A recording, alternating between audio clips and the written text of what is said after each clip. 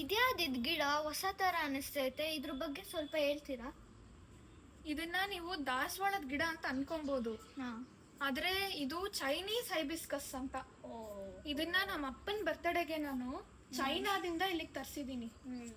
ಇದು ಬೆಲೆ ಬಂದ್ಬಿಟ್ಟು 30 ಕೋಟಿ.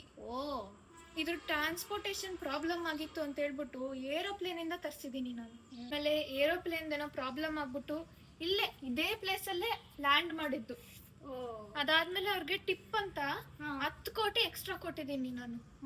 ಅದಾದ್ಮೇಲೆ ಬನ್ನಿ ಬನ್ನಿ ಇಲ್ಲಿ ಝೂಮ್ ಮಾಡಿ, ಇಲ್ಲಿ ಕೆಂಜ್ಗಳಿದಾವೆ ನೋಡಿ, ಅದು ರಸ್ಟ್ ಆರೆಂಜ್ ಕಲರ್ ಇದೆ.